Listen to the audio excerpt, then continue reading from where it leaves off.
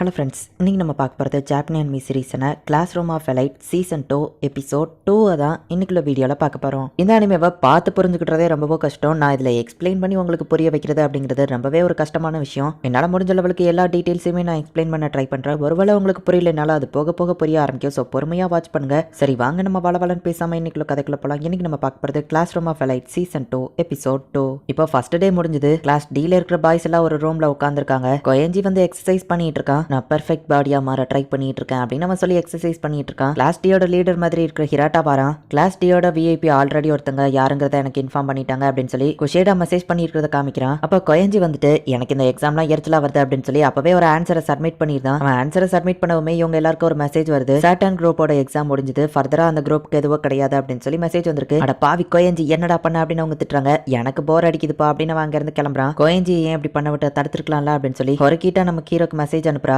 அவனை தடுக்கிறது இம்பாசிபிள் ஆச்சு அப்படின்னு சொல்லி நம்ம ஹீரோ நினைக்கிறான். இந்த எக்ஸாம் முடிஞ்சதுக்கு அப்புறம் நான் அவன் கிட்ட பேசுறேன் அப்படின்னு சொல்லி ஹொரக்கிட்ட சொல்றா. அவன்கிட்ட பேசினாலும் எந்த ஒரு பிரயோஜனமும் இல்ல. எனக்கு தெரிஞ்சு நீ உன்னோட குரூப்ல கான்சென்ட்ரேட் பண்றது பெஸ்ட்னு நினைக்கிறேன் அப்படின்னு நம்ம ஹீரோ சொல்றான். கிளாஸ் டி எல்லா எக்ஸாம்லயும் வின் பண்றது கொஞ்சம் கஷ்டம் தான் அப்படின்னு நம்ம ஹீரோ மனசுக்குள்ள யோசிக்கிறான். கரைசாவை பத்தி என்ன நினைக்கிறான் நம்ம ஹீரோ கேட்கும்போது திடீர்னு ஏன் அவளை பத்தி கேட்கறா அப்படின்னு ஹொரக்கிட்ட கேட்கறா. நம்ம கிளாஸ்ல என் கூட இருக்கிற மற்ற 2 பேர் ஓகே தான், ஆனா அவன் மட்டும் கொஞ்சம் டிஃப்ரெண்டா நடந்துக்கிட்டா. எப்பவுமே தனியா தான் இருக்கிறா. அவளை என்னால புரிஞ்சுக்கிடவே முடியல. நம்ம எப்பவுமே பாக்குறத வச்சு எடை போட முடியாது அப்படின்னு நம்ம ஹீரோ சொல்ல வரவன் என்னதான் சொல்ல வர அப்படின்னு சொல்லி ஹொரக்கிட்ட கேட்கறா. அவளை பார்க்கும்போது ஒன்ன பாக்குற மாதிரி தான் இருக்கு. இதை ஒரு விஷயத்துக்காக அவ ரொம்பவோ போராடுறா. நம்ம பாக்குற அப்பியரன்ஸை வச்சு தான் எடை போடுவோம். அதே மாதிரி சில பேர் ஒரு பர்சன் எப்படி நடந்துக்கிட்டாங்க அப்படிங்கறத வச்சு அவங்க கேரக்டர் டிசைட் பண்ணுவாங்க. ஆனா அவளோட உண்மையான கேரக்டர் அது இல்லையோன்னு தோணுது அப்படின்னு நம்ம ஹீரோ சொல்றான். அப்போ கிளாஸ் சியோட லீடர் அந்த இடத்துக்கு வரான். டேட்டிங்க்கு இந்த இடம் பெர்ஃபெக்டா தான் இருக்கும் அப்படின்னு சொல்லி ஹொரக்கிட்ட ஒரு முடிய பிடிக்கிறான். எதுக்காக இங்க வந்திருக்க அப்படின்னு அவ கேட்கவும், கிளாஸ் சியோட விஐபி யாருங்கிறத கூடிய சீக்கிரம் கண்டுபிடிச்சுப்பேன். உங்க கிளாஸ் விஐபியோ சொன்னா எனக்கு ஹெல்ப்ஃபுல்லா இருக்கும் அப்படின்னு அவ சொல்லவும், கண்டிப்பா நான் அதுக்கு ஒத்துக்கிட மாட்டேன் அப்படின்னு அவ சொல்றா. மத்த குரூப்போட விஐபி எல்லாம் கண்டுபிடிக்கிறது ஒரு பெரிய விஷயமே இல்லை அப்படின்னு சொல்லி அவன் சொல்லவும், ஸ்கூல் வந்துட்டு கண்டிப்பா விஐபியை ஏதோ ஒரு பேசிஸ்ல தான் வந்து வச்சிருப்பாங்க. அதை கண்டுபிடிக்க இவன் ட்ரை பண்ணுறான். இதுவும் நல்ல ஸ்ட்ராட்டஜி தான் அப்படின்னு நம்ம ஹீரோ யோசிக்கிறான். என்னோட கிளாஸ்ல இருக்கிற விஐபி யாருன்னு கூடிய சீக்கிரம் தெரிஞ்சிடும் அப்படின்னு நம்ம சொல்லவும், ஒன்ன மாதிரி ஒரு முட்டாள் கிட்ட உங்க கிளாஸ்ல இருக்கவங்க சொல்லுவாங்கன்னு எதிர்பார்க்குறியா அப்படின்னு ஹொரக்கிட்ட கேட்கவும், அவங்க என்கிட்ட சொல்லணும்னு அவசியம் இல்லை, ஏன்னா எல்லாரோட ஃபோனுமே என் கையில தான் இருக்கு. ஸோ மெயில் வரப்போ நானே யார் விஐபின்னு பார்த்து தெரிஞ்சுக்கிடுவேன் அவன் சொல்றான். ஆனா இது ஸ்கூல் ரூல்ஸை பிரேக் பண்ற மாதிரி இல்லை. ஸ்கூல் ஒன்று ஏதாச்சும் பண்ணிட்டாங்கன்னு கேட்கவும், கண்டிப்பா அப்படி நடக்காது, ஏன்னா இது ரூல்ஸ்குள்ள தான் வருது, நான் செக் பண்ணிட்டேன். ஸோ என்னோட கிளாஸ் விஐபி யாருங்கிறது எனக்கு கூடிய சீக்கிரமே தெரிஞ்சிடும். நம்ம கிளாஸ் டி அண்ட் சி சேர்ந்து ஒர்க் பண்ணா கிளாஸ் பி அண்ட் ஏவை தோக்கடிக்கலாம். எல்லா கிளாஸோட விஐபியும் நம்ம கண்டுபிடிச்சு வின் பண்ணலாம். என்ன சொல்ற அப்படின்னு அவன் கேட்கவும், நீ சொல்ற அளவுக்கு அது ஒன்றும் அவ்வளோ ஈஸி இல்லை அப்படின்னு சொல்லி ஹொரக்கிட்ட சொல்றா. கூடிய சீக்கிரம் பார்க்க தானே போற, பொறுத்திருந்து பாரு அப்படின்னு சொல்லிட்டு அவன் அங்க இருந்து கிளம்புறான். எங்க காராயிசாவை காமிக்கிறாங்க. இந்த ஃபீலிங் இது என்னன்னு எனக்கு தெரியும். பழைய ஸ்கூல்ல இருந்த மாதிரியே என் லைஃப் திரும்பவும் மாற போகுது. நான் ஒரு பாரசைட் மாதிரி, மத்தவங்க இல்லாம என்னால வாழ முடியாது அப்படின்னு அவன் நினைக்கிறா.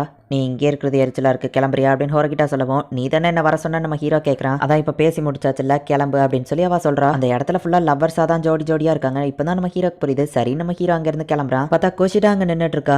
ஓ அயன கோஜி, தனியா தான் வந்திருக்கியா அப்படின்னு அவ கேட்கவும், ஆமா அப்படின்னு அவன் சொல்றான். நானும் தனியா தான் இருக்கேன், என்ன ஒரு கோ இன்சிடென்ட்ஸ் அப்படின்னு அவ சொல்றா. சரி, நான் ரூமுக்கு போறேன் நம்ம ஹீரோ கிளம்புவோ. ஒரு நிமிஷம் அயன கோஜி அப்படின்னு சொல்லி ஓடி போய் அவனை கட்டி பிடிச்சிட்டு, இங்க இருக்கிற எல்லாரும் கட்டி பிடிக்கிறாங்க, அந்த ஃபீலிங் எப்படி இருக்குன்னு பாக்கணும்னு நினைச்சா. அவ்வளவுதான், நான் ஏன் திடீர்னு இப்படி பண்ண, என்ன மன்னிச்சிட அயன கோஜி அப்படின்னு சொல்லிட்டு கோஷிடா அங்க இருந்து போயிருந்தா. இதை நான் எதிர்பார்க்கவே இல்லை அப்படின்னு நம்ம ஹீரோ நினைக்கிறான். இப்போ மத்த கிளாஸ் டீச்சர்ஸ்லாம் உட்காந்து பேசிட்டு இருக்காங்க. அப்ப நம்ம ஹீரோவோட கிளாஸ் டியோட டீச்சர் வந்துட்டு, சியோ முக்கியமான ஆளுங்க எல்லாத்தையும் எர்த் குரூப்ல தானே போட்டிருக்க, ஈச்சினோசியோ மட்டும் எதுக்காக மார்ஸ் குரூப்ல போட்டிருக்கேன்னு சொல்லுவோம். சும்மா ஒரு சேஞ்சஸ் இருக்கட்டுமேங்கிறதுக்காக தான் போட்டேன் அப்படின்னு கிளாஸ் பி டீச்சர் சொல்றாங்க.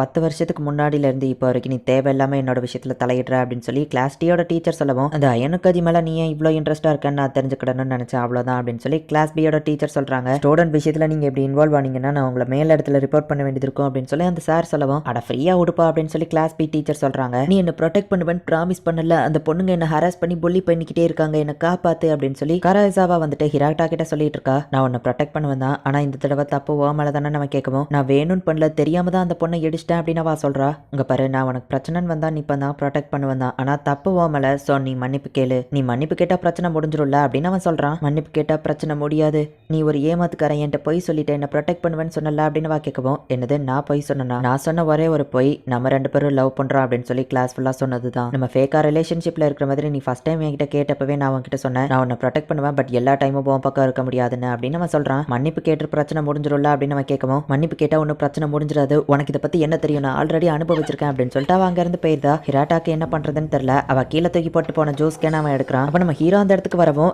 எல்லாத்தையும் கேட்டுட்டியா அப்படின்னு சொல்லி அவன் கேட்கறான். ஓரளவு கேட்டேன், ஆனா ரொம்ப நாளாவே உங்ககிட்ட அதை நான் கேட்கணும்னு தான் நினைச்சிட்டு இருந்தேன், எதுக்காக நீங்க லவ் பண்ற மாதிரி நடிக்கிறீங்க நம்ம ஹீரோ கேட்கவும், அவ்வளோ ஆபியஸாவா தெரியுது அப்படின்னு அவன் கேட்கறான். நீங்க லவ் பண்ண ஆரம்பிச்சு 4 மாசம் ஆச்சு, நீ அவகிட்ட க்ளோஸா இல்ல, நீங்க 2 பேரும் உங்க ஃபர்ஸ்ட் நேமை யூஸ் பண்ணி கூப்பிடுறது இல்ல, பட் நீங்க லவ் பண்றது தெரிஞ்சதுக்கு அப்புறமா தான் அவ ரொம்பவோ பாப்புலரா மாறினா, அவளோட உண்மையான கேரக்டரா அவ மறைக்கிற மாதிரி தோணுது அப்படின்னு நம்ம ஹீரோ சொல்லவும், நீ எப்படி எல்லாத்தையும் இவ்வளோ கரெக்டா கெஸ் பண்ற, உன்னை பார்த்தா எனக்கு ஆச்சரியமா இருக்கு அப்படின்னு நம்ம சொல்றான். ஆக்சுவலி இது எல்லாத்தையும் எனக்கு ஹோரகிட்டா தான் சொன்னா அப்படின்னு சொல்லி நம்ம ஹீரோ அவனை ஜீனியஸ்ங்கிற மாதிரி காமிச்சுக்கிட மாட்டேங்கிறான். நீ சொன்ன எல்லாமே கரெக்ட் தான், இந்த ஸ்கூலுக்கு வரதுக்கு முன்னாடி அவளோட லைஃப்ல 10 வருஷமா புல்லிங் அண்ட் ஹராசிங்க தான் அவ அனுபவிச்சிருக்கா. இப்போ நீ பாக்குறது அவளோட ஒரிஜினல் கேரக்டர் கிடையாது, அவ தைரியமா இருக்கிற மாதிரி ஃபேக்கா நடிச்சுக்கிட்டு இருக்கா, என் கிட்ட ப்ரொடெக்ஷன் கேட்டா அப்படின்னு அவன் சொல்றான். அப்படின்னா அவ ஒரு பாராசைட் மாதிரி அப்படின்னு சொல்லி நம்ம ஹீரோ மனசுக்குள்ள நினைக்கிறான். இப்போ செகண்ட் டே டிஸ்கஷன் வருது. ஐனகோஜி நீ தான் விஐபியா இல்ல நம்ம கிளாஸ்ல இருக்கிற மத்தவங்க விஐபியா அப்படின்னு அவ கேட்கவும், நான் விஐபி இல்ல அப்படின்னு நம்ம ஹீரோ சொல்லவும், சரி ஓகே அப்படின்னு அவ சொல்றா. இவ என்ன டக்குன்னு நம்பிட்டா அப்படின்னு சொல்லி நம்ம ஹீரோ யோசிக்கிறான். இப்போ கிளாஸ் பி ஈச்சினோசே வரா, அப்படியே மத்த அந்த குரூப்ல இருக்கிற எல்லாருமே வராங்க. கிளாஸ் ஏ மட்டும் வழக்கம் போல அந்த டிஸ்கஷன்ல கலந்துக்கிடாம தனியா போய் உட்காந்துருக்காங்க.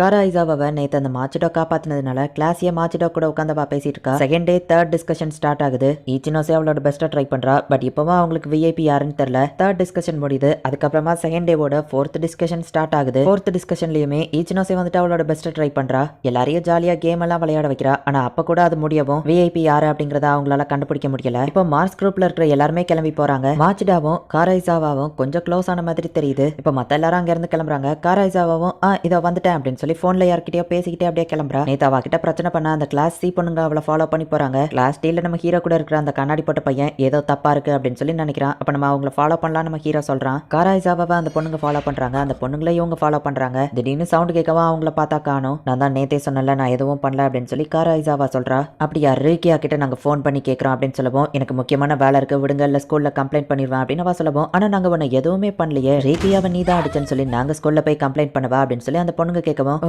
எனக்கு இப்பதான் ஞாபகம் வருது, கேஃபேல நான் ஒரு பொண்ணு அடிச்சேன், அந்த பொண்ணு தான் ரீக்கியாவா அப்படின்னு காரைசாவா சொல்றா. நடிக்காதடி அப்படின்னு அவங்க சொல்லவும், இல்ல நான் அதை வேணும்னு பண்ணல, ஆக்சிடென்டாலா தான் நடந்துச்சு அப்படின்னு அவ சொல்றா. ஒழுங்கு மரியாதையா அவ கிட்ட மன்னிப்பு கேளுன்னு நாங்க உன்னை விட்டுருதோம் அப்படின்னு அவங்க சொல்லவும், நான் மன்னிப்பு கேட்டாலும் நீங்க என்ன விட மாட்டீங்கன்னு தெரியும் அப்படின்னு காரைசாவா சொல்றா. நம்ம இவளுக்கு ஒரு பாடம் கத்து கொடுப்போம் அப்படின்னு சொல்லி அந்த பொண்ணுங்க வந்துட்டு காரைசாவாவை அடிக்க ஆரம்பிக்கவும், நம்ம ஹீரோ கூட இருக்கிற கண்ணாடி போட்டவன் அவளை காப்பாத்தலான்னு போறான், கொஞ்சம் வெயிட் பண்ணு அப்படின்னு நம்ம ஹீரோ சொல்றான். அழுமூஞ்சி அதுக்குள்ளேயே அழ ஆரம்பிச்சிட்டா அப்படின்னு சொல்லி அவளை போட்டு கொஞ்சம் டார்ச்சர் பண்றாங்க. ப்ளீஸ் என்ன விட்டுருங்க அப்படின்னு அவ அழறா. ஓ இதுதான் விஷயமா அப்படின்னு நம்ம ஹீரோ பாக்குறான். இந்த இடத்துல இந்த எபிசோட் முடியுது. இந்த எபிசோட்ல இருக்கிற சின்ன சின்ன முக்கியமான டீடைல்ஸ் கூட நான் விடாம தான் எக்ஸ்பிளைன் பண்ணியிருக்கேன். ஒருவேளை நீங்க அதை நோட்டீஸ் பண்ணல, இப்போ உங்களுக்கு புரியல அப்படின்னாலுமே எந்த ஒரு பிரச்சனையும் இல்ல, ஏன்னா போக போக இருக்கிற எபிசோட்ஸ்ல உங்களுக்கே ஆட்டோமேட்டிக்கா புரிய வரும். ஒரு பக்கம் எக்ஸாம் நடந்துட்டு இருக்கு, இன்னொரு பக்கம் காரைசாவாவோட பிரச்சனை நடந்துட்டு இருக்கு. என்ன நடக்க போகுது அப்படிங்கறத நெக்ஸ்ட் எபிசோட் பார்த்து தெரிஞ்சுக்கோங்க.